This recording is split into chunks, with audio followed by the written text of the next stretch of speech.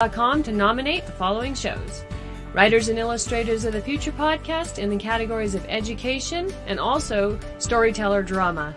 The Centralist in the category of politics and news. That's with show host Joe Montaldo. Science and Beyond in the category of science and medicine, also with show host Joe Montaldo. The Outer Realm in the category of society culture with show hosts Michelle Desrochers and Amelia Pisano. And the Pittsburgh Paranormal Chasing Prophecy in the category of religion and spirituality. There's another category that opened up for us recently, the People's Choice, so please select for this category as well. Go to podcastawards.com to vote for these 5 shows and any others you enjoy listening to. That's podcastawards.com. And remember, voting ends July 31st, so go ahead and get your votes in. Good evening, everyone. Welcome to the Outer Realm Wednesday night edition with myself, Michelle Desrochers. We all know. Of course, I think it's on the screen. And Amelia Pisano. Anyway, we're broadcasting live here via International Public Radio on the United Public Radio Network 105.3 FM in New Orleans. We are fully sponsored by the amazing folks over at Folgers Coffee. So huge thank you to Folgers. Love you muchly. Just saying. Love you muchly. Yeah. In order to participate in tonight's show, please pop on over to United Paranormal Radio, International Public Radio pages, UFO Gods and Extraterrestrials on YouTube. So please subscribe.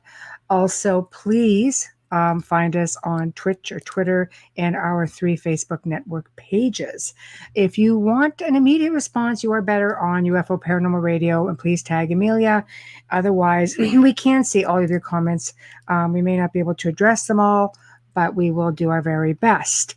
So this evening, we do welcome back Shawn Williamson all the way from Scotland, and he's going to be discussing his connection to the Sinclairs, Rosslyn Chapel, Templars coming to North America, pirates, just saying, and so much more. So you'll have to sit tight and get ready for another amazing segment. It's going to just be amazing. Plus, he has a Scottish accent. I like that. Who saying. doesn't? Yeah, It's like saying. that and South African are my 2 most favorite. Yeah, there we go. I can pick up a South African accent so easily. It's not funny. And it's hard, but it's funny. I have a lot of them in my life. Maybe that's why I've been exposed to it so much. Scottish is my absolute favorite. Nice. I have a friend who's from Scotland, and I'll call him just to listen to him talk. He's like, my voice isn't that great. I go, you have no idea. Seriously. Just keep talking. I'll be the judge of that. Never mind. Yeah. I'm like, can you call me and just leave me a message?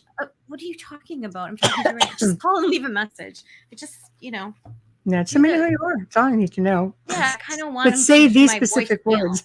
Yeah, So, say these specific words. favorite words of the day or something. When I die, that kind of thing, right? I know. Hey, I'm just glad to be able to have made it because I had like this Linda. 4-hour journey to finish picking up the rest of my Odd All your Fellows stuff. sofas. No, apparently I have 10 sofas now that are like 8.5 dang feet long. So you have 80 feet of seats. Of sofa.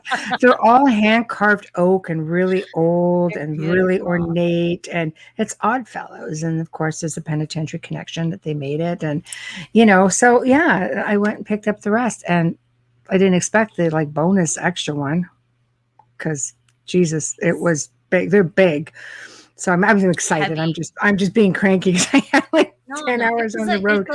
It's a long drive and it's a lot. So I get it. It is. I had the excruciating afternoon at the spa. It was terrible. I know. Oh, that's terrible. That's terrible. I can't even complain. I mean, I wasn't even the one doing the lifting, but they're unloading it at the Burlington house right now. So it's like, you run out of everything. No more room. No more storage units because there's too many. Funny.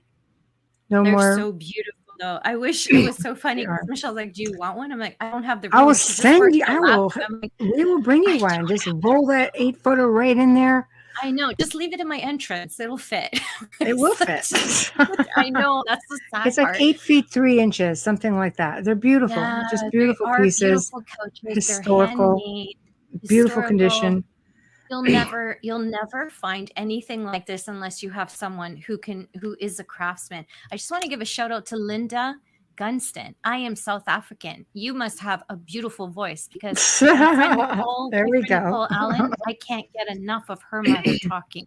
So Run, yeah, Lindy. I just love that. Run, Pardon? Lindy. Too bad we don't have call-ins. I know. Hi, Sorry, Mary Glenn. Lindsay. Thank you. Yeah. Hello I know. from Memphis. Woo. Ooh, There's a place also I nice wanna accents.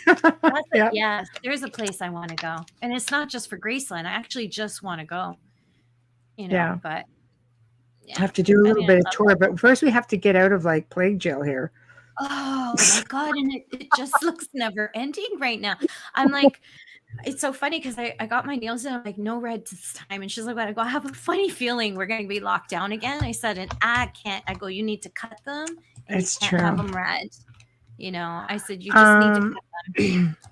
I know. So they're short. I don't cut These them. are short for me. You can't even see them because they're so new. No. I prolong mine till I know because I can have them long. So yeah.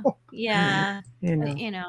I know it's such a hard day for me lying there while she inserts my That's lashes. a terrible thing while I'm slugging these antique 8-foot things. I can't even say I'm slugging. I'm watching everybody else do You're it. watching and you have the sympathy. You're empathizing. I know. They are going to go for sale though because I don't have the room. Yeah.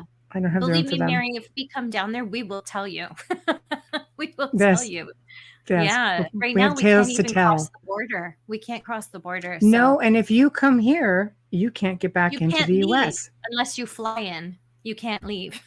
Even then, it's getting touchy. Biden hasn't opened up the borders on the American side. They're all Getting closed. touchy. Well, we're not even open up till the middle of August. So, but for August them 2nd. coming in, but we can't leave. It's terrible. So, No, but we open up next Tuesday, but it looks like it's not going to happen because there is a pending strike. So I wouldn't make any plans to come here if I were you. That's all we're saying. Don't make any plans to drive across unless you know you can stay for a while because you will not be able to go home unless you fly. And if you're driving, you're going to have a problem with the car. So my recommendation is if you're driving in, drive in with a rental. We're done. There we go. Yeah, because then they'll leave it here. So our guest is here. Yay. So yeah, let's bring him on in, please, Joe. Hey. Hello, Shawn. Hi, Shawn. How are you? Hi, folks. Hi. You're not in the car. Yeah. No. I wasn't sure how it was going to go. No, all good. I hope you can hear me okay. Yeah, we can. Oh, yeah, we can hear you. Trust me. Yes, that accent feeling all of us. So but you're traveling. And you hung out with a mutual friend. Oh, yeah, absolutely. And on the way back to Cumbria, over the next few days, and all good.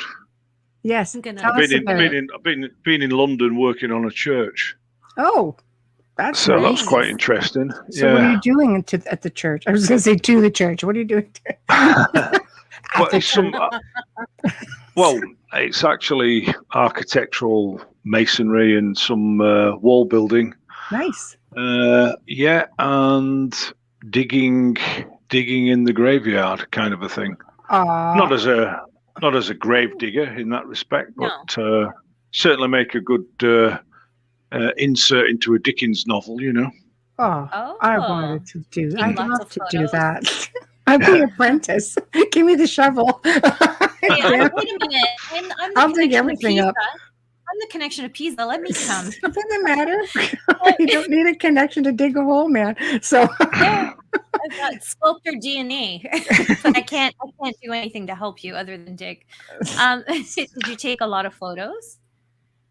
I took some, and obviously still being affected a little bit by the boring old lockdown. And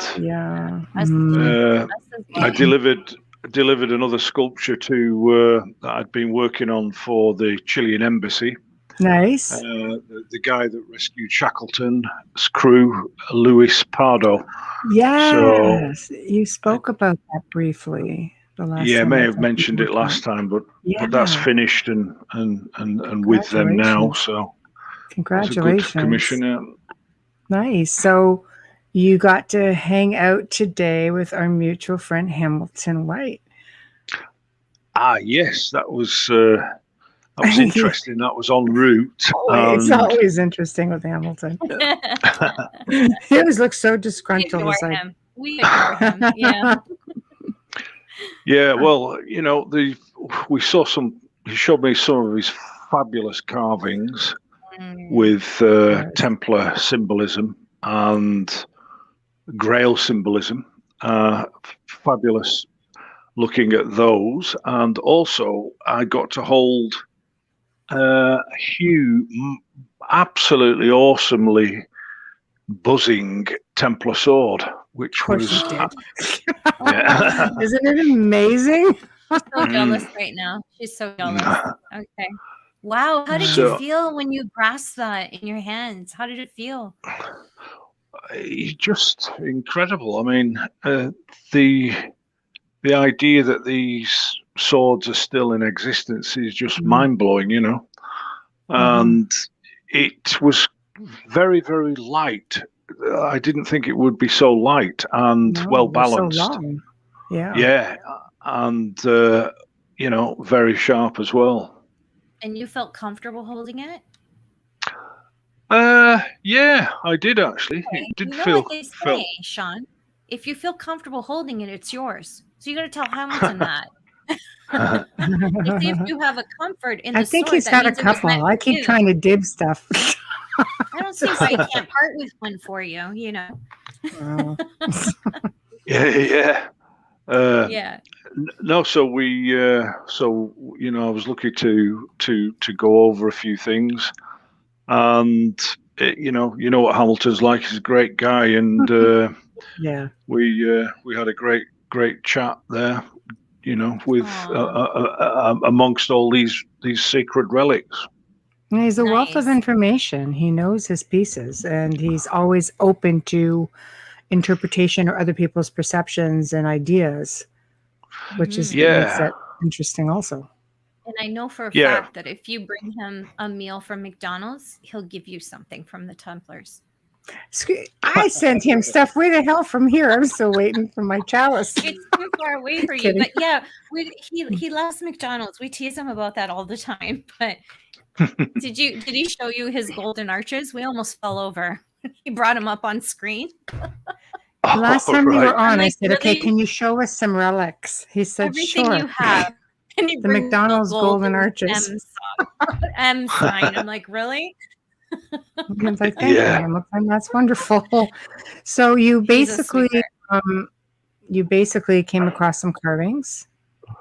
Yeah. Carvings with grails on them, and acts of worship, and the carvings themselves, and of course some other interesting objects. Mm-hmm. Some of the stuff he's got were fabulous, but I'd gone there really just to see the carvings that he'd brought back from Portugal, which were over the years fabulous stuff. Mm-hmm. Yeah. I like it. Anything new that he shared? Yeah, but I'm not sort of at liberty to mention it at the moment. So they're on next month. We'll probe them next month. He's on in 3 weeks. Yeah, we'll get him. So what's going on aside from your travel and you're working at the church and you're researching, you're sort of have your hands in a lot of different things, and you're going to present some stuff tonight that sounds pretty exciting. So where do you want to start with it? Well, I thought I'd mention my book's not out, which is fiction, which is actually more fact in it than fiction, but I've couched it as fiction, called Questus. Yes. About the Grail Knight that comes back. It's based on, and there's not huge amounts of evidence to back this up, only, it's maybe intuition that the Templars were involved in protecting a sect of knights called Grail Knights. And these were more interested in gathering biblical knowledge and information. And it's about a Grail Knight that comes back, and oddly enough, in it, the Grail Knight is reconnected with a Grail sword. It's the famous Viking Ulfrabreck. It's very difficult to pronounce, but it was supposedly the best sword of all time. And the smelting techniques to create this Damascus-like steel, although more so, have never been really rediscovered. There are several versions of this sword around, but they reckon it was almost like a spring and a cart spring from an old car. It was you could bend it almost double, and it would spring back perfectly into position. So imagine that, sharp as well, and you've got really a formidable weapon. And we know that the Templars interacted with many different cultures, including the Vikings. In fact, there was probably Vikings amongst them, Yeah. Well, I mean, especially if you're getting into the Sinclair line, like that's part of their bloodline also, is it not? Yeah, absolutely. I was sculptor to the clan Sinclair for several years, and we probably mentioned it before, but I sculpted the big carving of Prince Henry Sinclair up at Noss Head Lighthouse in the north of Scotland. So I got to see, many things, many secrets, and a lot of that I haven't released. It's going to be in the novel Questus, and people will be able to see them there. Although I'm happy to discuss what I found anyway. Yes, please do. I mean, you maybe give a really quick recap as to your relationship, because for people who didn't listen in or may have missed the show the first time, maybe just briefly bring us up to speed with your connection with Andrew, maybe, and how this research was left to you. And then, please move forward with, we like secrets.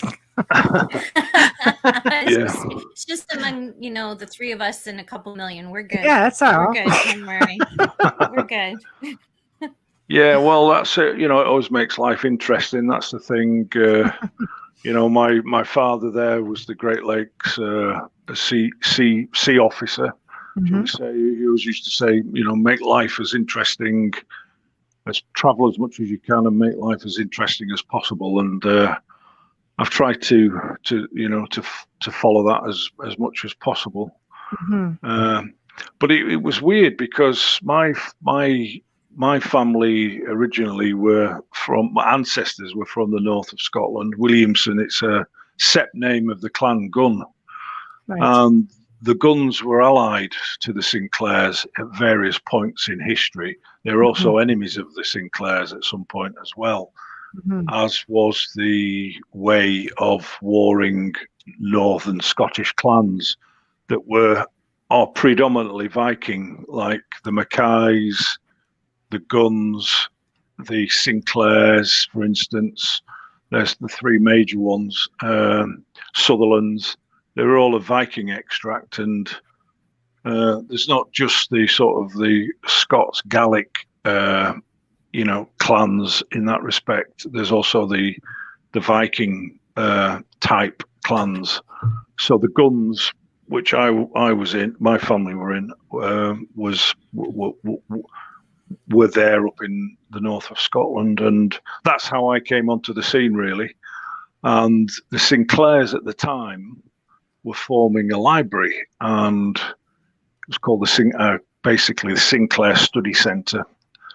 And my friend Ian Sinclair set that up, and I'd gone up there in about 1999, and there was a huge, it was Clan Games Festival, and that's where I met Andrew Sinclair for the first time, and I gave him a maquette, which is a small sculpture of Prince Henry Sinclair, and he gave me a copy of his book, The Sword and the Grail.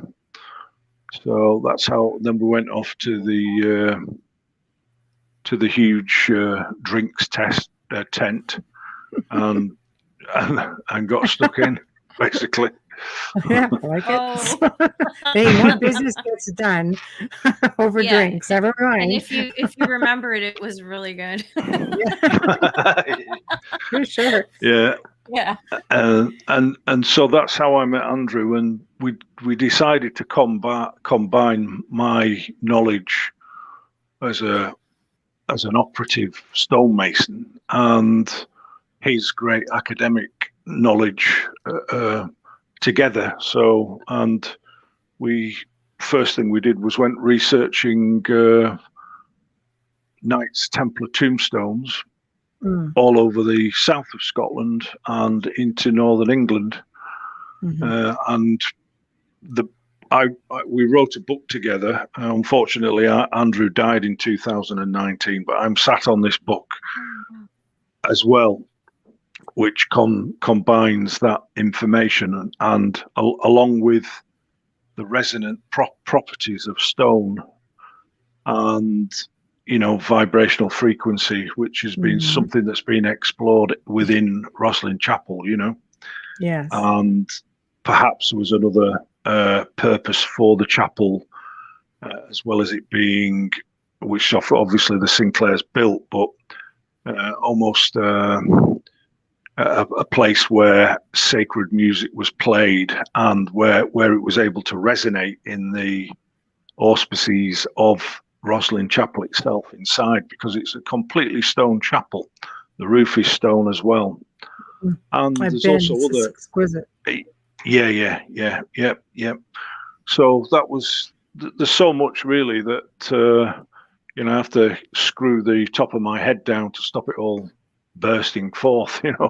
Oh, I know. I mean, you have the whole inside view of every inch of the place. I was just happy to get into the main areas, that's open to the public, and just admiring it from outside. And I love architecture, and these old historic places are just mind-blowing. I believe that, you talk about frequencies, and I think we touched on this last time. I believe stone, it retains, it holds on to the energy, it holds on to events that happen, memory. It's you touch it and you can pick up so much from it. Like the old term, if the walls could speak, I believe that stone can.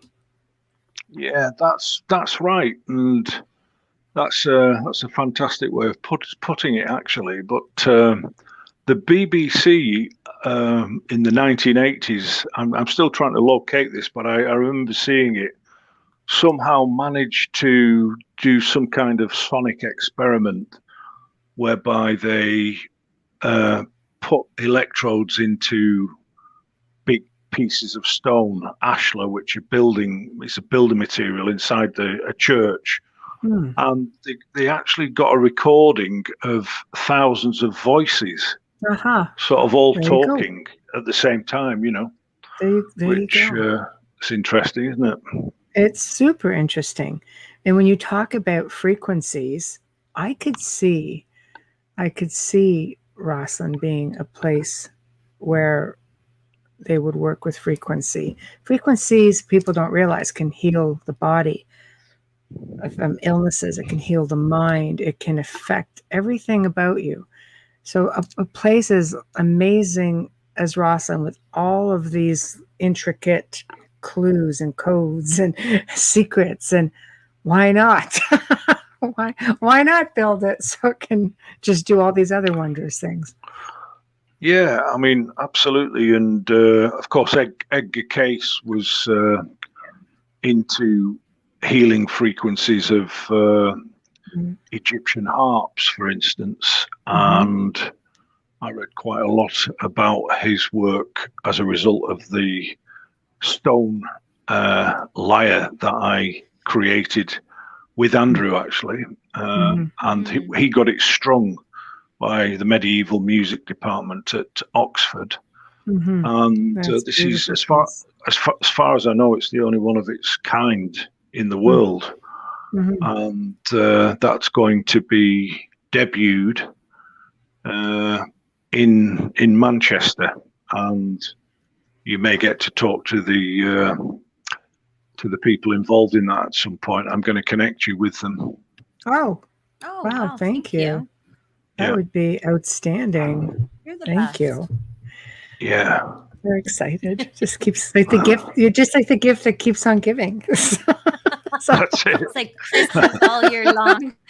I know. In a great way. Without the annoying family. Yeah. So, buy one now. Buy one, get one free. Yeah, I like we just love you. Don't worry. We'll buy anything you're selling. Sure. That's interesting when you say, Rosalind built for frequencies, and it makes me wonder. You look at the apprentice pillar. Some believe it's a DNA strand, and right, and then you're adding frequencies that can affect the body. It can affect the energy. It can alter you from the inside out, literally.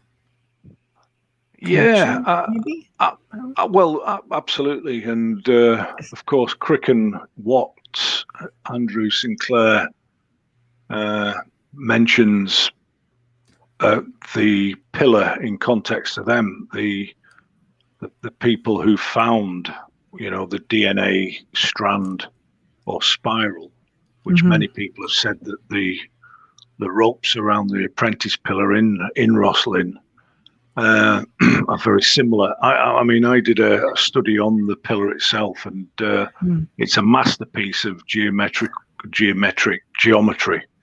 Not bad for an apprentice, huh? Not bad for an apprentice.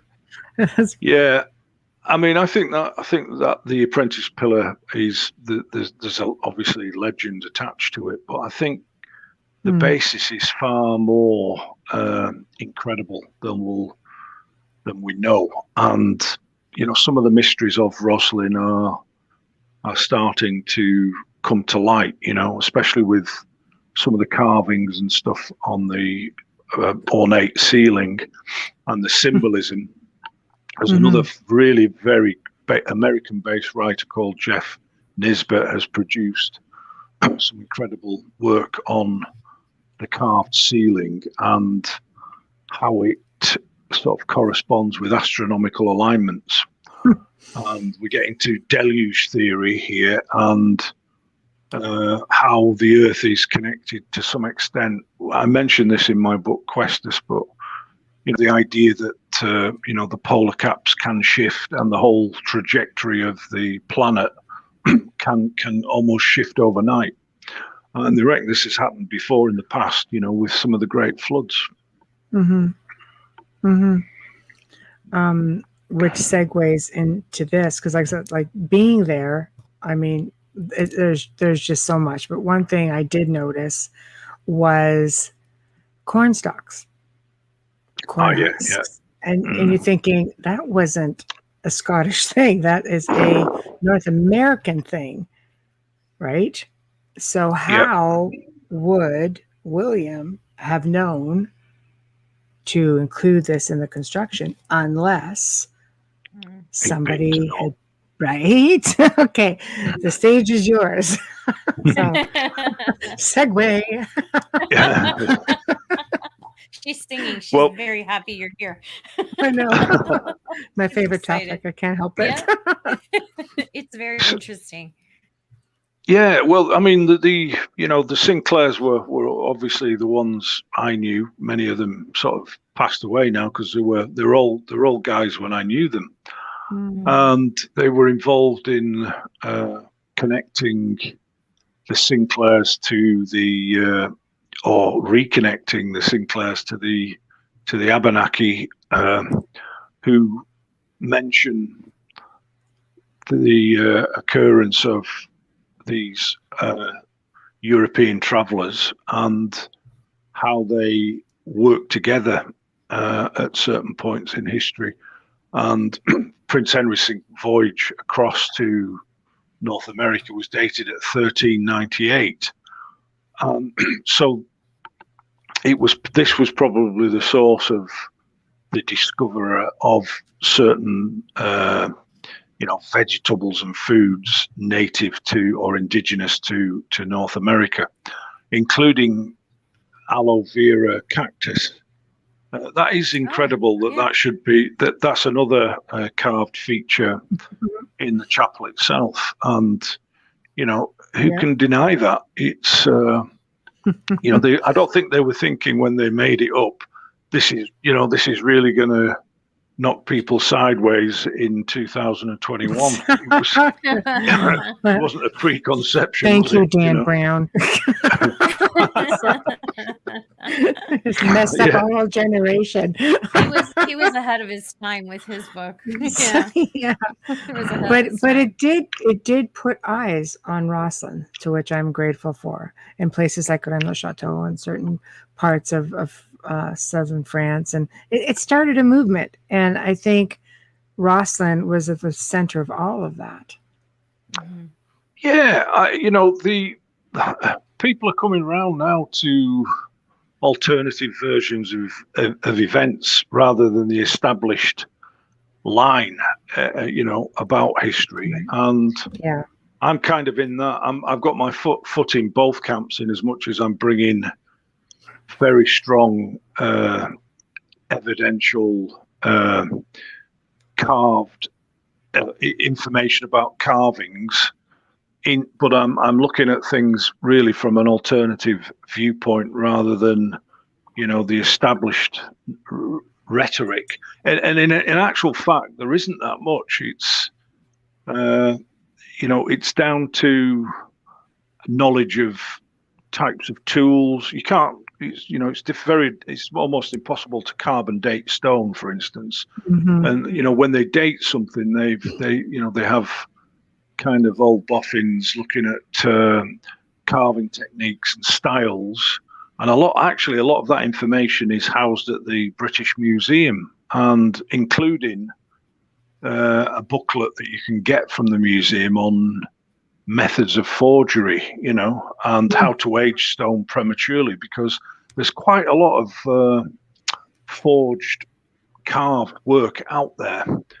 And one of my roles to some extent has been to attempt to date certain carvings based on the carving techniques, but also you get a feel for them as well. And I've done some work for an antiquities dealer, and he gave me a test of eight carvings, and I got six of them right, basically 6 out of 8. But some of them are so good that it's very, very, very difficult to tell. But you get a sense or a feeling for something that's forged, because, again, going back to what you said, Michelle, about the magnetic quality of stone, and it kind of picks up something from us. And if when people carve stone, you're putting their heart and soul into it to some extent. But if you're doing it for money on a fraudulent basis, it's bound to have if you kind of tuned in. It's an energy thing. Yeah. It's an energy thing. So you look at a place like Rosslyn with all those stone carvers. Oh my gosh! Can you imagine? Like talk about frequency and resonance and energy imprinting, and like it's got to be. I mean, well, I've been there, so it's loaded. The stones, and where the stones come from make a big difference as well, right? So where the stones come from, yeah. No, where they're bringing it from, the energy from there, and then the energy of the carver and anyone who touches it. Well, think about all the people just in the last 15 years who've been through those doors, putting their energy and their prayers and their thoughts on anything that they're touching, in hopes of finding the Holy Grail under the floor. It's like the movie. Dig a little bit. I'm just looking for Templars. I'm like, where are they buried? But okay. So, we'll keep going from, the aloe and the corn husks and North America. We can go down like that way. And, but then you pull us where you feel the story needs to go, because we're along for the ride, your journey here. Yeah, well, I mean, it's a journey that we're all on together in that respect. And when, so the Sinclairs went over to Nova Scotia in 2001, I think it was, or 2000. And I'd kind of just come across from Clangun. I was on the boat by then. And, they were in North America working with the Abenaki. And they created a sword of peace that was presented, I think, to them. So, time moves on quickly, and this is the nature of the world we live in. Mm-hmm. But there were some great connections forged with the Abenaki, and some of the symbolism on their dress. Sorry, not the Abenaki, the Mi'kmaq. I've got that wrong. Yeah. I worked with the Abenaki in 2005, and that was curious in itself, because it was just a byproduct, really, of something else. And then, of course, Wayne Murphy and Gretchen Cornwall of Team Templar, they were in touch with me recently, and I was able to rekindle the whole European exploration of North America with them, but from Wisconsin, and the great discoveries that they've made on that native on the native homelands to that extent.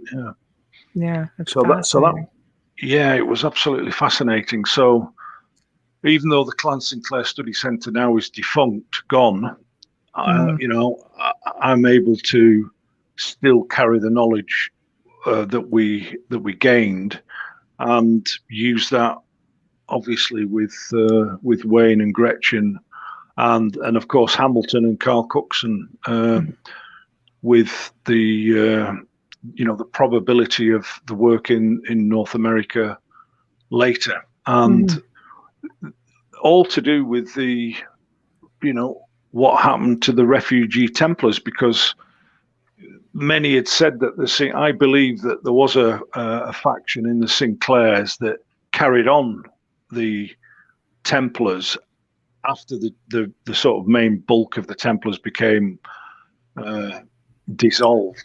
Yes. We know the history and stuff. Yeah. And I was able to reverse engineer that by, checking the symbolism on Knight Templar tombstones, of which I found two types. The ring cross type tombstone, which is proven now, and we basically, myself and Andrew, proved that. And that's another report that I've got out called Evidence of Knight Templar Tombstones, which is finished, and I'm sat on it. I'm going to release that at the same time as Questus, my novel, and the secondary tombstone, which is the wheel cross tombstone, which many people have thought was, St. Catherine, which comes after the ring cross type tombstones, and then also this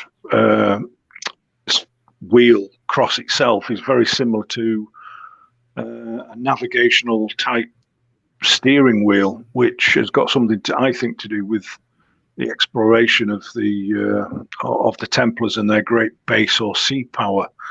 It's quite complex, and I don't know why I'm doing this stuff and not in pool halls and taverns, But it's overwhelming. Yeah. It's like being pulled in a million different directions. So I mean, I think we know that Templars went to Portugal. We know a bunch went to Scotland, and of course, I mean, we know that Sinclairs, they're a big Templar family, at least a certain faction of them. and most of us know they did come to North America because there's pieces of it everywhere. Oak Island for us, Rhode Island, the windmill. There's evidence of it everywhere. So can you elaborate more, like, on the journey coming here? Do you think obviously some remained behind, or did they go back and return? Like, what, because there's traces of them. Obviously, Wayne Murphy found somebody. Right? Yeah, well, the symbols, carved symbols that are on the great discovery that Wayne and Gretchen have made it's there, and that's going to come to light over time, and it's going to be great being a part of that. But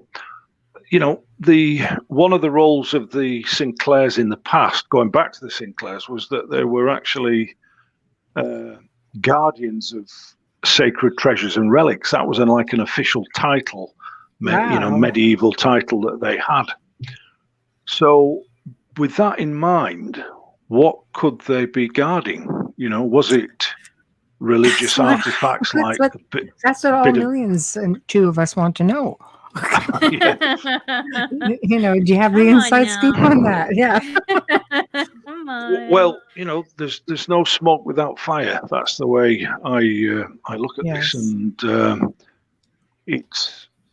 I think they were protecting what they managed to escape with from France, La Rochelle, through that route. Yes. Do we know what that is? Well, it's no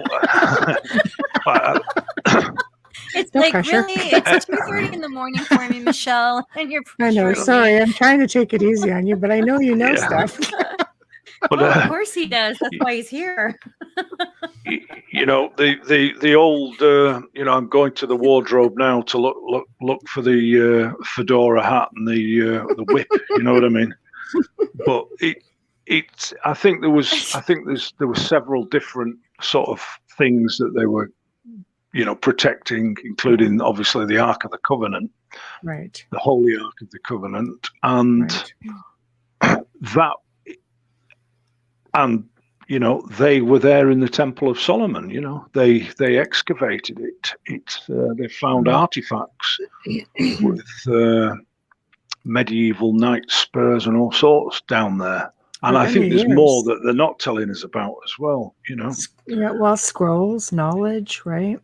Yeah. The teachings of John the Baptist and knowledge as well as things or artifacts. Yes. And I think they would, they were running from the Roman Catholic Church, and they would have to find a place where they could be safe to create their new Jerusalem, I think. And I think one of the areas that they'd got navigational maps to, and probably via the Viking line, because the Vikings got everywhere. I think that's what they were bringing to North America, or maybe they were splitting their main treasures up and dispersing it over the world, because what they had was of great, enormous power, and of course people would be chasing them. I was in South America, in Chile, for 6 months on investigating various leads. It was a great, absolutely fascinating journey to find out that, they too have got their own Templar legends and artifacts and information that it's a line of, and of course, Kathleen Ball has been working, filming right now with, the Brazil thing. That's right. So what was going on in South America? It's one of the theories. I have to jumping around a bit here, but That's okay. Sinclair Castles. Yes. It's platted into the rocks in northern Scotland. It's a fabulous edifice, and the building skills that they had to create this place out of the natural rock, is just enormous. But many people had said that at one point in time, these areas were heavily wooded, and that the wood was being used to create ships for the New World. And I'm talking about 1480, 1490.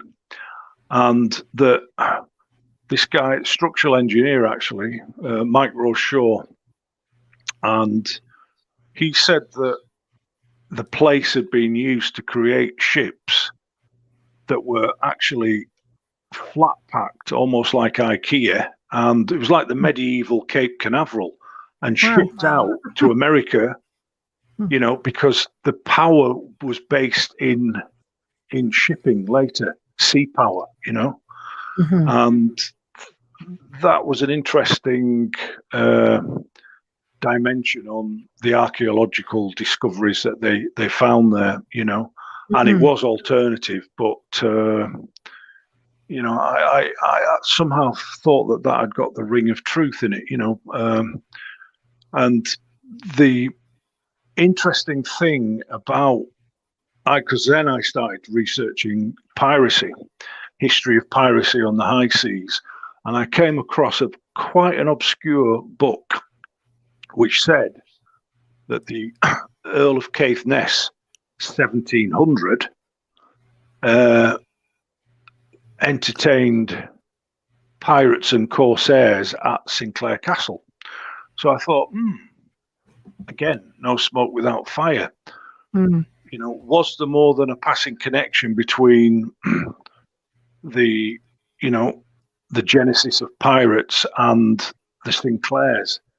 Was there a combination of, did the Templars, because when they left La Rochelle, apparently they left La Rochelle with skull and crossbones on the flag. And I think there was more going on in North America and South America than we'll ever know. But we are starting to get some of this information about this cross, seafaring Sinclairs and the like, and the Templars, and in a way, standard history is denying us that to some extent, I believe. I've read about the connection with Templars and pirates. I think there's the misconception where the Templars became pirates, not so much that they worked with them or they were connected together. It's just there's a lot of stuff. It jumps around a little bit. Even in the stuff that I've read, I was sort of like, well, that's interesting because it goes back to finances and banking and that whole thing, right? So, but I don't know. It makes sense to me because you look at a lot of the secret societies and skull and crossbones and things like that, and so much of it stems back to Freemasonry and Templars and maybe there's a little bit of everything. I look at Oddfellows only because I've been just immersed in it in the last while, but a lot of it is reenacting different things that happened in the Temple of Solomon. Everything. Like I was fascinated when they were telling me that. I'm like, there's a connection somewhere between many of these groups, to the apex being, the Templars, right? Yeah, well, I've visited Rhodes and the castles of the Knights of St. John there. Vast amounts of skull and crossbones there as well, on tombstones. Really? Oh, wow. There we go. So, again, I think that although there was a battle actually between the Hospitallers and the Templars at one point in time. Wow. In the Middle East, which was kind of a curved ball in that respect.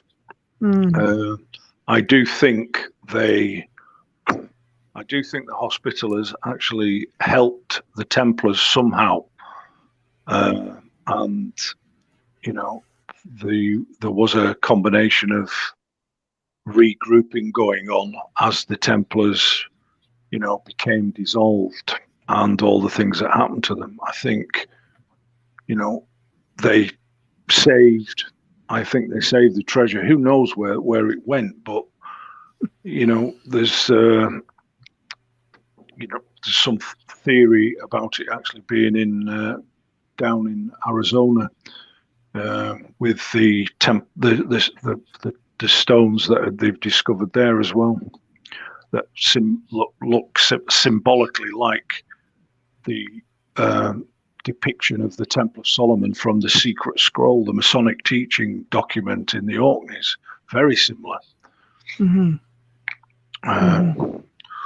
So it's pulling all these threads together and trying to weave something that's got the truth in it. Yeah, but I mean, you have people coming to the new world, so to speak. I think eventually they're going to blend in. They're going to intermarry, right? If they're not going back and they're going to stay here, they're going to intermarry. They're going to, marry with me into indigenous communities, and just blend in, disappear, especially if you're being chased. Yeah, I agree. And I think the Templars' integrity and gnosis or knowledge of world and spirituality would make them very good at being able to do that, because there would be Templar Masons. They had their own contingent of stonemasons based on craft guilds of France, Children of Solomon, actually they were called, the Templar Mason groups. And the founder of the Templars, Bernard of Clairvaux, one of his Cistercian brothers, a guy called Archard, was responsible for training stonemasons in Europe. So the Templars were actually the foremost trainers of cathedral builders in Europe. Huge legacy to continue forward with. And what better way to hide a treasure by blending in and disappearing? I mean, I don't know. Then you have Gretchen and Wayne just come and throw a wrench into it. Maybe you guys are all going to find something like that's not expected. But I'm sure this is everywhere. It ranges anywhere from North America to Chile to Brazil to, Kathleen's finding goes back to the 1200s, she figures. So they've been here. This is not something new for them. They knew exactly where they were going, I think. Yeah, I think they did. I think they had the maps of the known world at the time, and that brings me to Piri-Reis, the Admiral Piri-Reis, and his map that he was in possession of, which was apparently a composite of other maps, but actually proven to be very, very similar to, because it depicts Antarctica before there was ice. So, wow. And it's been verified as being very, very, very close to what they know of the landmass under Antarctica now. And Charles Hapgood was an American map maker and geophysicist, I think, for want of a better word. He was the man for that. And his book, Maps of the Ancient Sea Kings, is just unbelievable, phenomenal. You know, the information in that, and well worth people, anybody that's interested, try and get that book, because it's kind of, the price of it now is going up and up and up. And it's, the weird thing is, any of these books that have the greatest of knowledge and alternative knowledge seem to be being priced out of the roof, you know. Mm-hmm. So get that book if you can. And I think it still is available, but it's like something like $90 or something. Ooh, it's crazy. Yeah, it's like that. I purchased a book from England, actually, from a professor who taught a class based on my great-grandfather and how he sculpted. That book cost me £400. That's like 600 Canadian. At least. But I had to get it because it's the only textbook and reference book. He did all the research for me. So for me, it was a gift to be able to buy it and not have to do that work. And then he photographed everything he's ever done. So it for me, it was exciting, you know, being a descendant. You want that kind of thing to fall into your lap. It saves you a lot of work. Absolutely, yeah. So the Sinclairs then were basically instrumental in coming to North America. Yeah, I think they had. I think it's a safe bet to say that they were there at some point, and certainly all the research that was done at Sinclair Study Centre goes in that direction. You know, through Prince Henry Sinclair and his voyage to North America and his connection with the Micmacs. And also, you know, it's represented in their symbolism as well, their native symbolism. So there's that, but also I've seen another paper. This is interesting. I was going to mention that university paper where it actually mentions all the medieval artifacts that they found at other sites as well. So that's worth considering. I'll have to try and dig that out. It's from, I think it's about in the early 70s or something, but from an American university that, you know, there's pictures of carvings, pictures of artifacts, pictures of medieval objects that they've discovered. And, you know, that stuff must be somewhere, eh? Yeah, one would think. That's interesting. That would be definitely a curiosity if you come across that information. So I'm guessing, obviously, Henry Sinclair went home. He did not remain behind. Others did remain behind, or did others just follow after him? Was this become a regular thing? Well, I think, you know, my ancestor, Sir James Gunn, obviously didn't return, and you know, the Westford Knight. Which we talked about previously as well. But I think Prince Henry Sinclair did return back to the Orkneys, and they say that Prince Henry died in, there's no conclusive proof of this though, that he died in some battle against the English. But we don't know for certain what happened to Prince Henry. Really? I did not know that.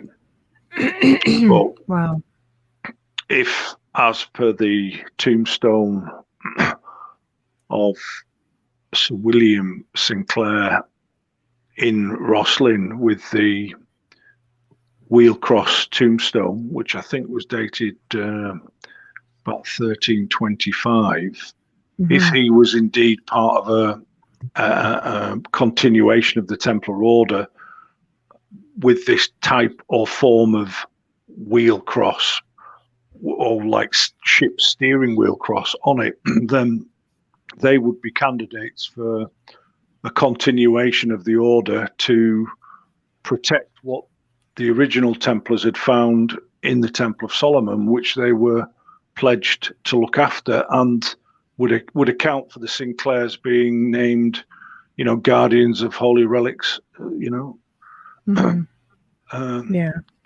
well.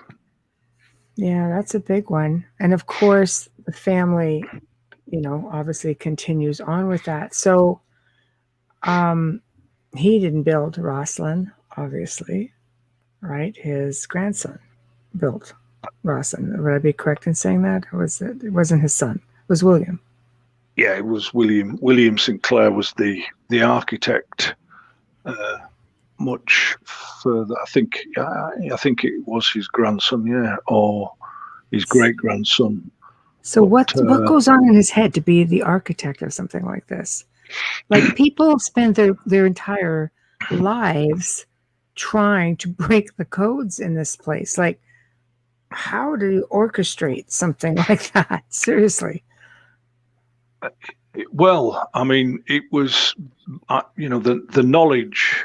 They don't know exactly where the masons and carvers were from, right? But there was, you've got to understand this is really where I'm kind of at my strongest, knowing, for instance, how one of these buildings was set out and created, and the denominations of various craftsmen that were involved in the process. And you have two types of people that work, say, in a cathedral. You have the stonemasons, which are responsible for architectural and geometric work that has a structural integrity as well. So they make, the stones with molding work on it that actually, almost like an interlocking jigsaw, give the building structural integrity. They were the dominant force on a cathedral work floor.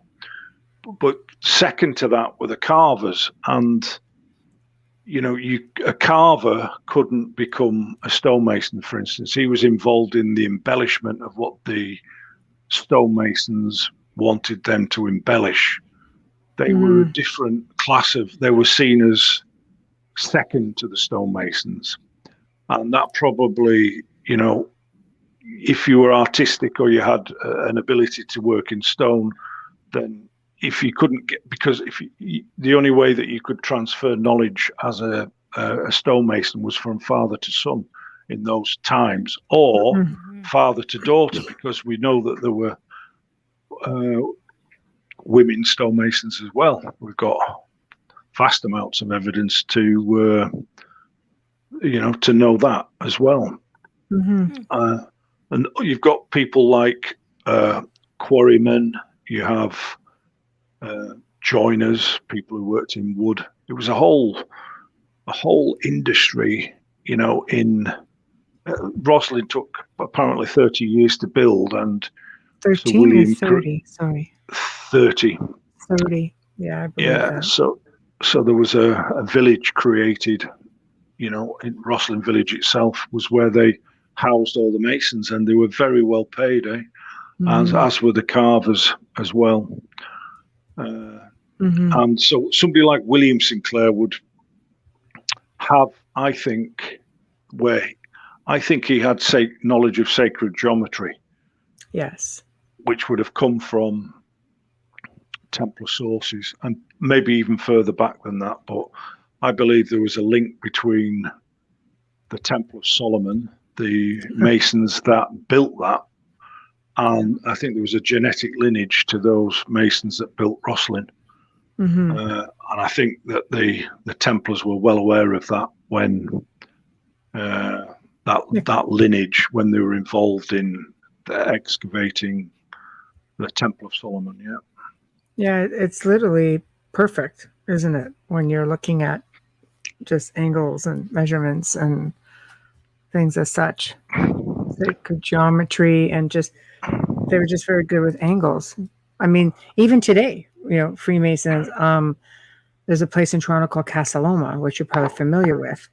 And the architect was a Mason, and he built many places throughout Toronto, and they are literally perfect. And this was built like pre-World War One.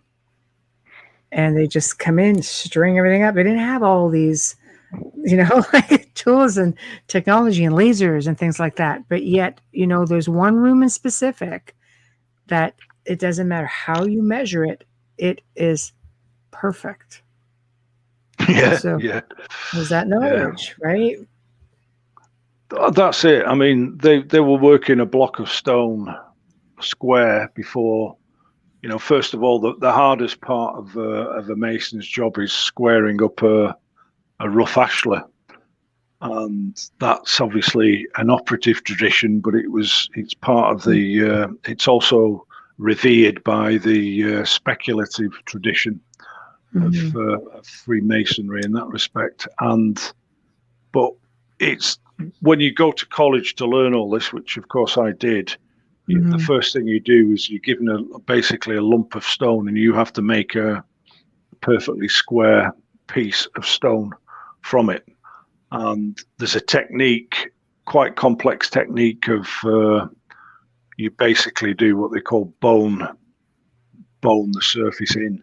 So you have to make sure that it's true, and you flatten one side basically, and then square off that. And it's really complex, and once you can do that and you've picked up the tool skills, that might take 3 weeks to do that. But once you've picked the tool skills up then you go on to develop that piece of stone that you've carved square and true. You will then apply templates to it and make a certain type of geometric design in that stone and carve that, you see. And that's how it develops until, you become a master mason in that respect. Yeah. And Rosslyn, of course, is this perfect in every sense, with all of this mystery and secrets. So, okay, what'd you find at Rosslyn? I'm just going to go for it. No. How far did you dig? And where is it now? Just kidding. I'm kidding. At your base. Well, I'm going to show you something of what was found by Andrew Sinclair at Rosslyn, which I've got now, and it's actually on. I think it might be being shown on Lost Relics, with the series I was on with Carl and Hamilton, and it may well be on that as well. But oddly enough, whilst Andrew was filming at Rosslyn, excavating, and he's actually on film doing this. I'll try and get a clip to you, but he goes down basically to outside the vaulted area, which of course is the area that everybody was trying to get to. And this at the time, Rosslyn wasn't Da Vinci Code famous, and somehow they got permission to go in and start digging and stuff. And he found a wooden bowl, basically, which he said this could be an ordinary stonemason's drinking vessel, but it's one of the only things to have come out of the vaults. Do you want to see it? I love to see it. We all want to see it. Everybody show hands. Yes. Everybody out there. My glasses on for that. I'm losing my voice, so.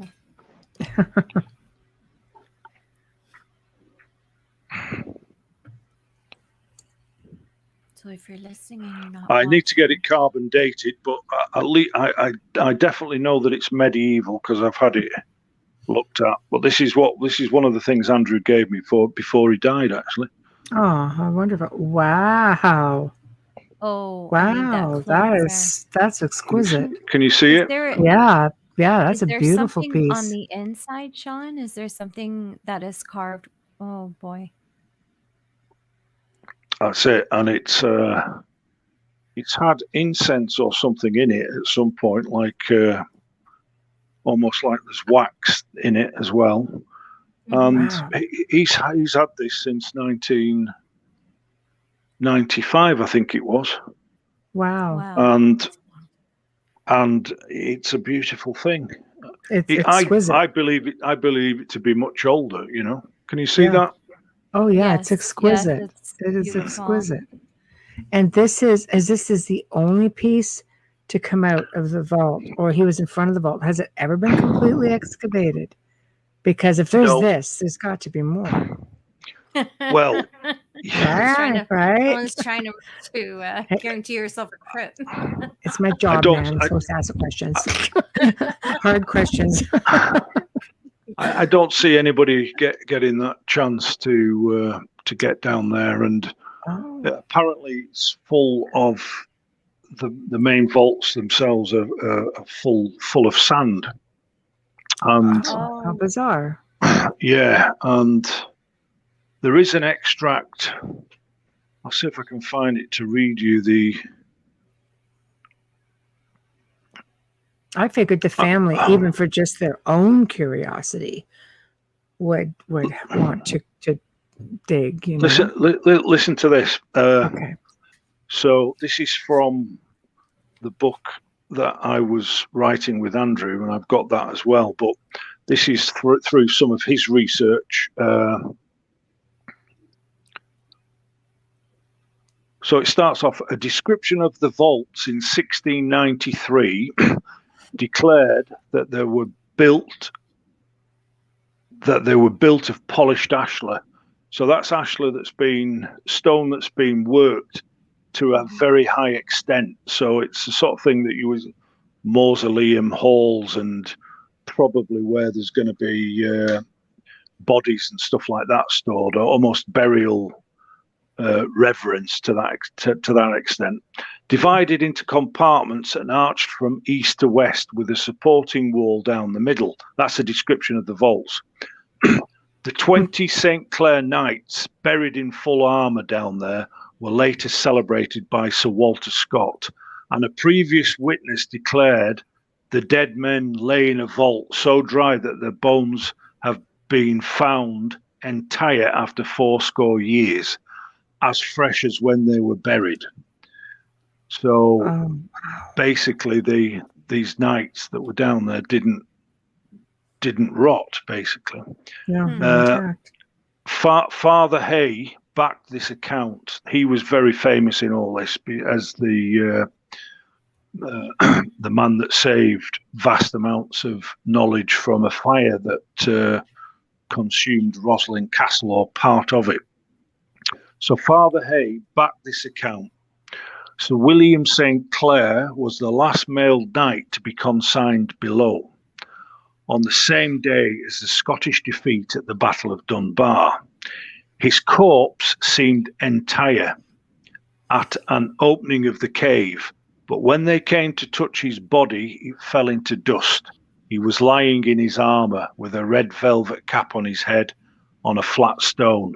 Nothing was spoiled except a piece of white furring that went round the cap and answered to the hinder part of the head, which is a great way of saying basically went round the back of his head, this fur cap that he had on, which was part of his death funerary rites to some extent.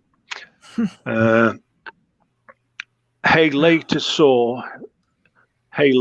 saw his St. Clair stepfather interred in a coffin beneath Roslin Chapel. The window was reproached by King James VII and II of England for not burying him in full armour, but she thought that such an old custom was beggarly. So that gives you an idea of what other people had found down there, but not actually getting chance to excavate all of it. I believe that that's just a section that the Father Hay was talking about, where they discovered the knights. But that's substantial. 20 knights. Wow, that's big. Yeah. So they were kind of laying out on on slabs, basically, and just probably walled up in the vaults, And right. But it mentions the entrance to a cave, because that brings me to something else I'd learned, and I have to find the source of this actually. That states there was a huge cave down at Roslin, and that the chapel was in fact built over this cave, which was a former Augustinian abbey. Now I'll have to verify that, but when they say when we hear about the saying "as above, so below," it means that the height of Roslin is just as great underground as it is above. Yes. So that gives you an idea of what could be down there. Wow. And is there access or no? I don't think. I think that I don't want to put you on the spot. It would certainly not be my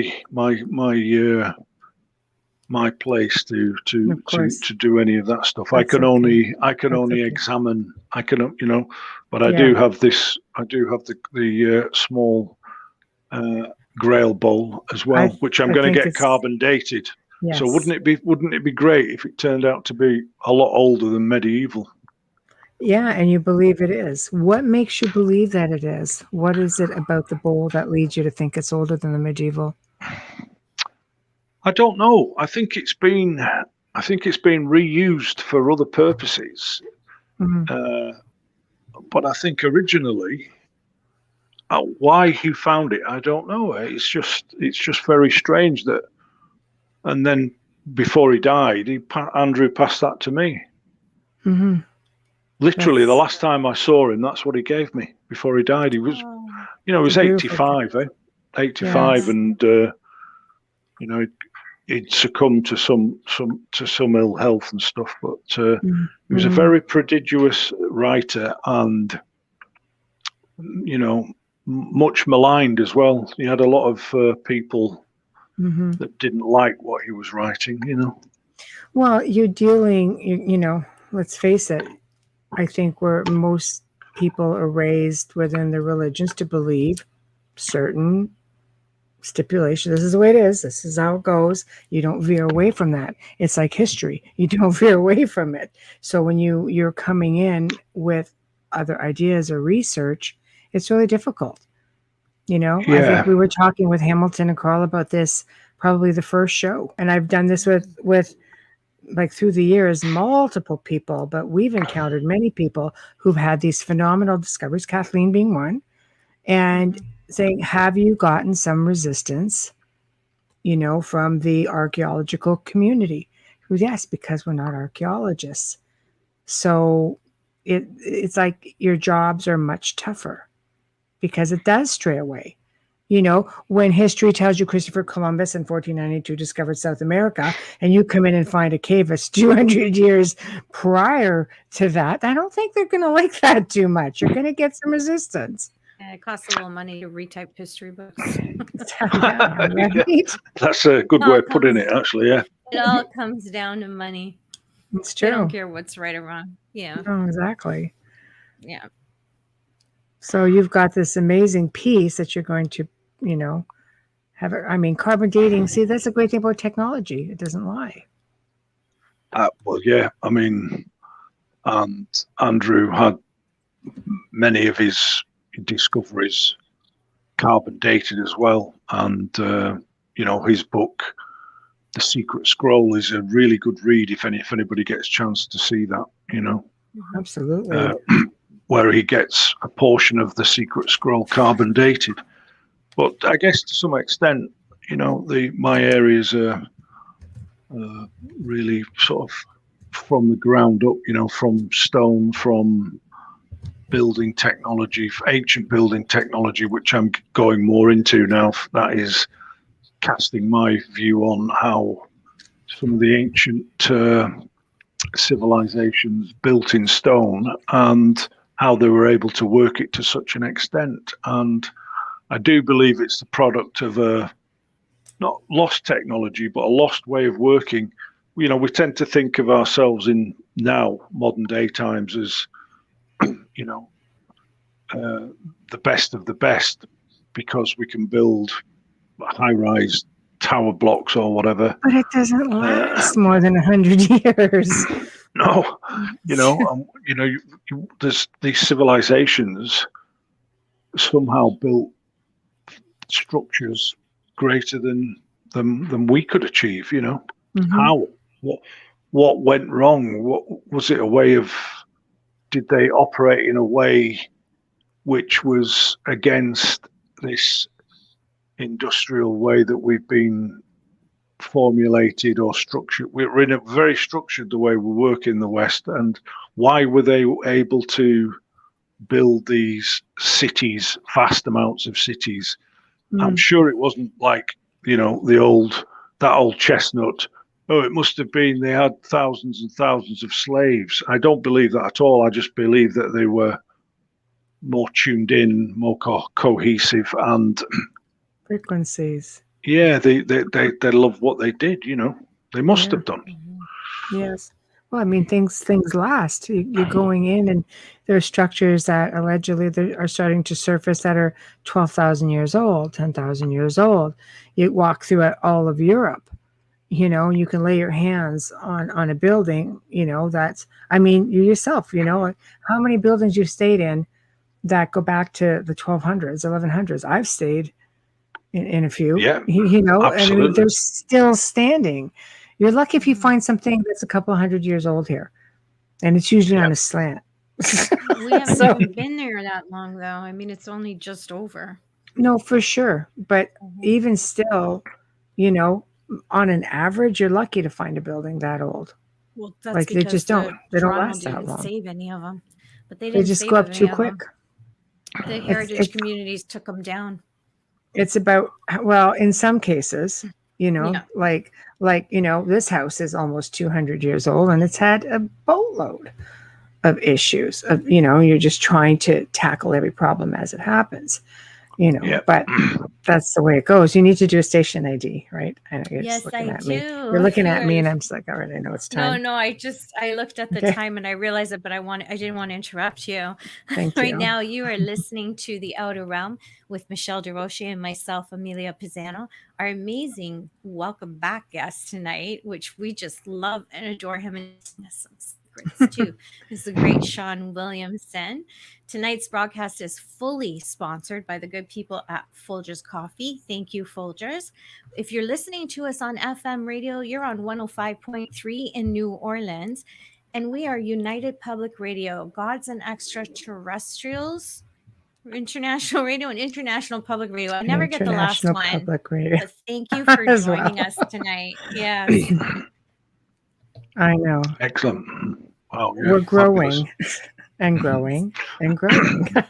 Yes. So, yeah. I just can't remember all. But I know it's very late for you. No, you just have to scroll up and read it. He flashes it every now and then. It's the only way I can remember it. Sorry. Yeah, so all good. And I was in New Orleans at one point in time as well. Wow. Oddly enough, on the Cape Breton Minor, which was, goes into the heritage really of Nova Scotia, and all the Scots that came over from obviously from Scotland to Cape Breton Isles. They reckon at one point in time there was more Gaelic culture there than in Scotland, after the Highland clearances and stuff. Here. Yeah, there's a lot of so the Scots were intrepid travelers, and probably because of their Viking connections and stuff, they traveled all over the world, and and as far down into Chile where there were sheep farmers, and gives you an idea that it's not such a vast leap to think of medieval sailors coming over to North America. And I think there was a lot more than Prince Henry Sinclair. I think that was a prominent voyage that was, that got some spotlight, but I think there was others as well, and I think they had the ancient maps. They knew of the travel routes of the Phoenicians. It's all interlinked, but we're finding these things out now as we go along, and long may it continue. Absolutely. Like now, of course, they're just coming. Well, they're allowing it to surface. I think they've known all along, but Vikings have actually made it down to South America. We know they've been in North America, but now that there's talk that they've been to South America as well. Yeah, absolutely. That wouldn't surprise me in the slightest. I mean, the Viking Varangian Guard, I mean, the Byzantine emperors employed the Varangian Guard type mercenaries. They were, all over the Middle East, and prior to 1200, they got everywhere. They were into Russia, up the River Volga as well, which is apparently the basis of some of the basis of the Viking genetic pool, say, of Russia. And they had back in Norway and Denmark, their soil was it was hard for them to make a living, I think, as farmers. So quite often boatloads of young Vikings would head off for pastures green to try and survive. And that was not just, to the UK. I believe it was all over the world. Yeah. It's quite a hike to South America from that neck of the woods. That's it. A journey. Yeah. And when you get down to places like Chile, it was remarkably like the climate was, especially Chiloé, which is an island area where lots of small islands, lots of sea culture, and the climate is very similar to Scotland. It rains continuously. I thought, why have I come here? I could have just gone to Scotland. There we go. just the same, yeah. And so I think people tend to think of South America as steamy, hot jungles and things like that. Well, of course, it's as you're getting into southern Chile, it's not. It's remarkably similar to Scotland, the landscape and the climate. Yeah, we get our produce. I believe that. Exported, imported into Canada from there well because on they have route the to opposite. Antarctica. Yeah, they're opposite us in season, so they supply us with fresh produce during the winter season. I have a question from the chat room. If you'd like to take one, Shawn.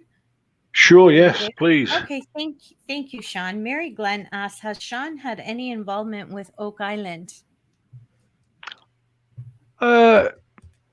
No, I follow Oak Island, and I did some. I've got some various research about what's been going on there, and I'm of course fascinated by it and what they're looking for, and how that could also be part of the same. A lot of people have denied that the area. The island itself is had any connections to Templars. Well, that may be so, but there's something there. There's something there, but it's a hard task to find whatever it is they're looking for. But there's a lot there. But when did it get there? How long were they there? Those are the questions they can't answer. Yeah, there's all kinds of Templar markings on that island. Yeah. Like, what are they new? We, the viewers, could see that. I'm sure they know. They got it. They got to pull it along a little bit. but I think a lot of people would have, kind come to the island. Let's face it, throughout that part of the country, like it's that stepping stone, right? That comes in down through the St. Lawrence Seaway and brings you into the core. You gotta swing by it. But I'm curious as to your thought on it. Yeah. Yeah. I'm curious as to your thought on it. I don't know where I heard this or whether it was correct, but when we were doing some excavation at a Cistercian abbey in northern England, they found, after several hundred years, an area of wall collapsed, and under it they found that they used for the foundation, and I couldn't believe this, was sheep fleece. So it had been built off layers and layers of sheep fleece, wool, basically. And apparently this is makes a fabulous, they could walk across marshes on this stuff because of it's got certain qualities that that were used in medieval building. And I heard that they found quite a lot of it at one of the entrances to one of the tributaries that of a river that was close by to the pit itself. That'd be interesting to get that verified on. That's actually really fascinating. That definitely sheds some light on some medieval structure building. Yeah, and how they consolidated areas, for what they were doing, because it's a massive undertaking. I mean, how many men were involved in digging it, and what kind of a brain would be able to devise a system that, although they could see what's there, there's photographs of some of the things that they can see, they couldn't, every time they got so far down, it filled up with water. And I think President Roosevelt was involved in. He was trying to figure it out. Figure it out. But that's a loaded question that you're asking. What kind of a mind would build something like this? Oh, I don't know. Maybe the same kind of a mind that would build Boston Chapel with all of its weird, structure. I mean, like I said, you could spend a lifetime in there trying to figure this place out. And it's like sacred geometry. It's like master building. I think it's not just anybody could go and engineer something like this. I'm sorry. The Templars were known builders. Absolutely, and I agree entirely that. Thank you, Shawn. The building techniques and the people that were involved in this stuff were just, unique. Absolutely, yeah, yeah. So, why would you go? Okay, let's just be hypothetical for a moment, because I don't want to, I don't want to stray from the show. I think they're doing a fantastic job. I love that they're just going layer by layer, and they're looking at all of the possibilities. I think it's exciting. I love archaeology. I love the fact that things can be preserved. But let's just hypothetically say the master builders, who were Templars, Masons, this is a European thing. These guys had it together. They knew what they were doing. Look at all these cathedrals that have gone up throughout Europe. Master engineering, in my opinion, for what it's worth. But why would you build such a complex pit? So complex. What would you build something like that for? You would want to make sure that nobody ever got access to what you wanted to put in it. Just being devil's advocate, that's all. Throwing it out there for what it's worth. Unless that they had knowledge of being able to retrieve what it was they'd left in some equally divisive way. And surely they wouldn't make it inaccessible thinking ahead. You've got to put yourself in their position. Mm-hmm. And, what would they be thinking about people in the future? Would they be thinking how materialistic and how gone wrong people were to want to find treasure for treasures for the sake of treasure? Or are we trying to show that we are their equals by being able to find? It's like a puzzle between the builders and the retrievers, the builders versus the retrievers. It's a cultural dimensional thing, isn't it?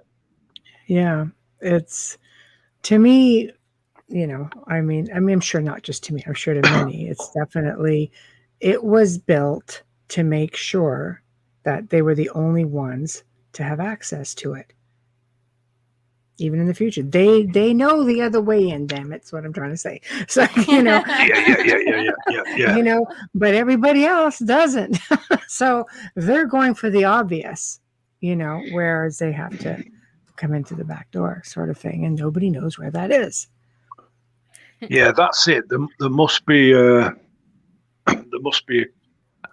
key to be able to access it somehow, or a way of damming off the effects of the water filling up the area itself. But I was always fascinated by the Oak Island stuff from Holy Grail across the Atlantic. The Canadian writer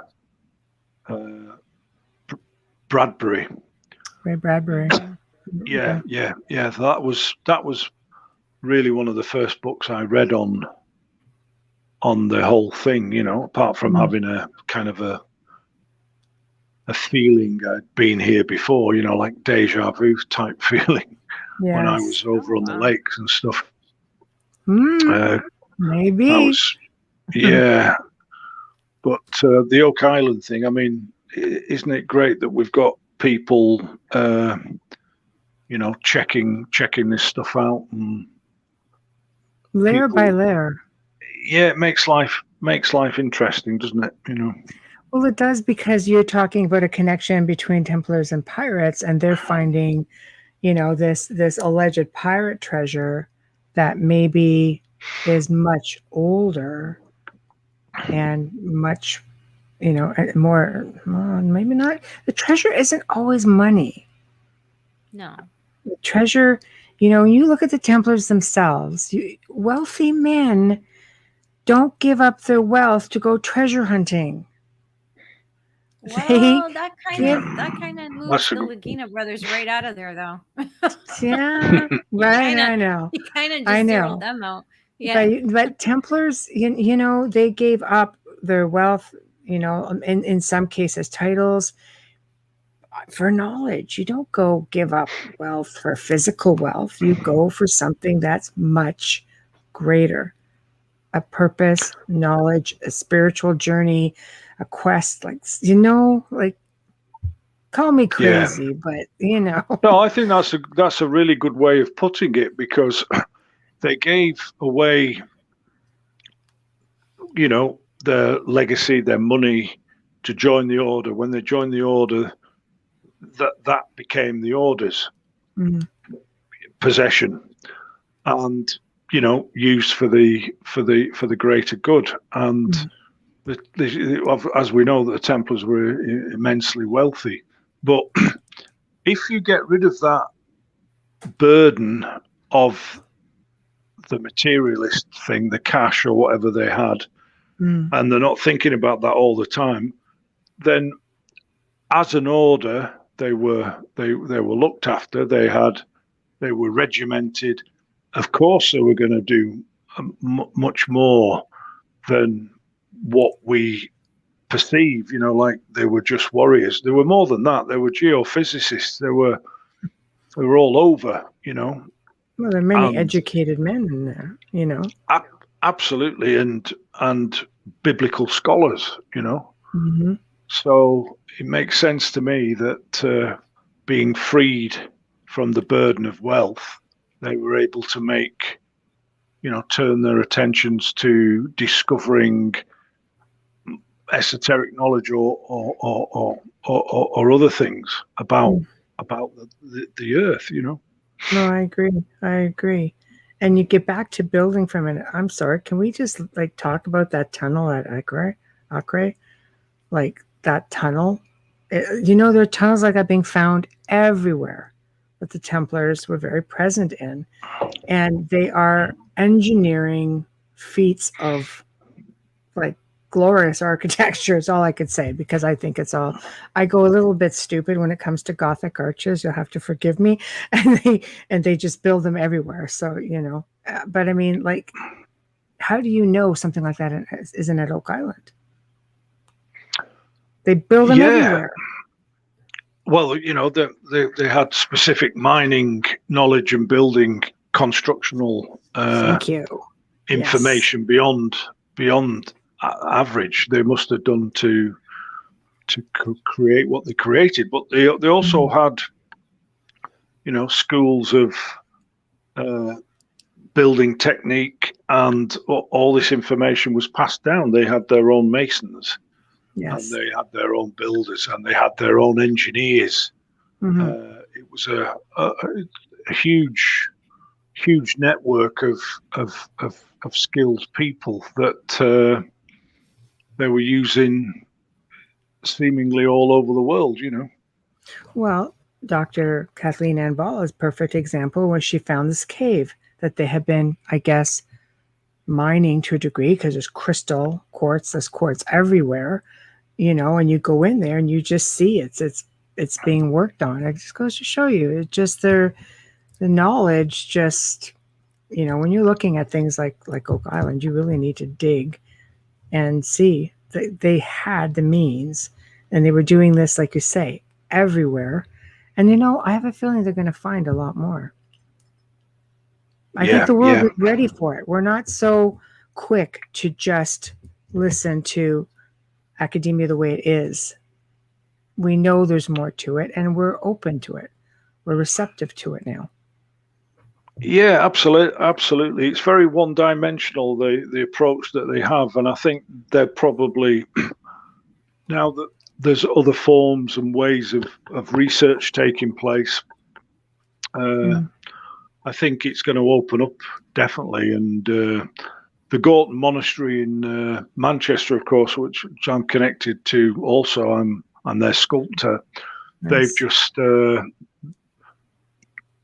Jill, one of the ladies that's involved in working at the monastery, and Elaine Griffiths, they've created a superb library, Grail Study Centre. So, maybe the Sinclair Study Centre situation is not dead yet, and it's going to rise again at the Franciscan Monastery of Gorton. So, watch this space, so to speak. You think the world will be better prepared to hear what they have to say now? I think so. Yeah, I think so. I think it's like a snake shedding its skin. We're getting rid of the old prejudices, and people are more receptive to other ways to gain knowledge and other methods. I always call my working techniques oblique lateral, in as much as I'm kind of a lateral thinker. I'm looking at multiple. I do quite a lot of reverse engineering as well. But case in point proven, when we discovered Andrew was writing about tombstones, I came on board. We discovered a form called ring cross tombstones, but we didn't have any. What people, they always used to say, well, yeah, but where's your evidence? They could be the tombs of Knights Hospitallers. And until that is that we found a friend of mine, Master Mason Shug Douglas from Edinburgh. There's a good name. He was digging, building a wall at the Templar headquarters at Ballantradock, and discovered 3 of these ring cross tombstones under the wall, you know. So they were there, you know. The ring cross tombstones at the temple headquarters. It's case in point, really. That's fantastic. Proven, isn't it? Wow. So that's all in my document, evidence of Knights Templar tombstones. Yeah. Oh, I'm anxious for that to come out. I'm waiting very patiently for your books, just so you know. So, your fictional one, especially. Oh, that one's the one to start with. Yeah, but I love tombstones to start with. Also, I have rubbings of everything. I love it. So there's one scene in Questus where this'll, you know, I think this will interest you, where the guy, the hero, well, he's kind of an anti-hero in that, to some extent. He's in Rosslyn. He's called Angus MacWilliam, and he's sat in the pews. He's taking the guy that he's working with has gone off to get some chisels sharpened, and he sat there in the pews looking at the altar, and suddenly he hears like 50 people all breathing behind him, but in unison, you know. And he turns round to see 50 Templars all behind him, and it blows his mind. He doesn't know where they've come from, whether it's a vision, whether he's going nuts, and it all kind of starts from that. But you can see that spiritual dynamic, visionary spiritual dynamic coming out there, you know. No, I love it. Like, it would happen there. Yeah. It's just an amazing place. So as we near the end of the show, please, this is the part where you promote yourself. How can people find you? The release of your books? Do you have a website? Anything like that? Social media? Yeah, my work can be seen if you Google Shawn Williamson Sculptor. I'm on, you know, there's a lot of information out there on my work as a stone sculptor. Or SM Williamson Stonemasons. But there'll be a separate site for Questus, the book, the novel. And that will be available probably privately. But I may do it through an ebook, or it may be I'll send hard copies out to people that are interested to start the whole thing off. Yes, please. Yeah. So thank you. So, all right. Well, I know it's late over there, and I thank you so much for joining us. I know you're coming back on next month with Dr. Kathleen Ann Ball at the end of the month. And I know that we sort of go step by step. You're on August 26th, for those who are curious. Yes, it's going to be a joint show with the two of you. So you guys can confirm, because I know she's off filming and you're off like all over the place all the time. Never know where you're going to be. So we're going to have to connect up before that happens to make sure everything is a go. But thank you for joining us tonight. And I look forward to, you know, hearing all about what we're going to talk about next, because you're just a wealth of information. My favorite topics. Thank you for staying awake for us. Yes, I know it must be hard. No, it's always a pleasure, and I think you guys are doing a great job. Thank you. Getting so it's really growing interdimensional stuff that you're doing, and good on you, you know. Thank you. I'd like to provide a platform, especially for work such as yours. That's good, and more secrets and discoveries to come, no doubt, and I cannot enlightenment. We're holding you to it. You know we're going to hold you to it. I'm going to harass you otherwise. But thank you, and thank you for safe everything. travels and all the best. And please keep in touch. Will do, yeah. Okay, guys. Bye, Happy everybody. slumber. Bye. Thank Good you, night. Shawn. Time for bed. That's Yes. right. Bye-bye. Thank you. Bye-bye. Night. Bye. Well, we've come to another end of a fantastic segment here in the Outer Realm. Thank you to everybody who tuned in, to everybody in chat, and Shawn Williamson, of course. You know, doors always open to you. To our producer, Joe Montaldo. He's like the Wizard of Oz behind the curtain, taking care of us. Huge thank you to Folgers Coffee for fully sponsoring the show. Thank you for having the faith in us. We really appreciate that. Remember to stop by International Public Radio, UFO Paranormal Radio, and the other one. Just saying. Extraterrestrials. That one. And while you're there, head on over to Facebook. Find us at the Outer Realm on Facebook and Instagram. If you want to drop us a line, maybe you want to be on the show, maybe you know someone who wants to be on the show, maybe there's a topic you'd like to see, or maybe you just have something nice to say or not so nice to say. Not so nice and go to Joe Montaldo, but the nice thing is to go to the Outer Realm contact at gmail.com. It's the Outer Realm contact at gmail.com. Please do not forget to go over to podcastawards.com and find us, the Outer Realm, under social and culture category. Also, People's Choice Awards. Yes, guys, we've been bumped up. So please vote, hopefully for us, and we love you. And please don't forget about our peers at Writers and Illustrators of the Future podcast under Educational Storyteller, Drama category, also People's Choice, Centralist with Joe Montaldo, Science and Beyond, Science category. And of course, tomorrow night, join us again, because for the very first time ever, we have author Tom Conwell coming to the show. And he's got a series of books. He's going to be discussing UFOs, aliens, not abductions. We're getting deep into some other stuff. So you're not going to want to miss it. So thank you very much. And we'll see you tomorrow night. Till then, y'all behave.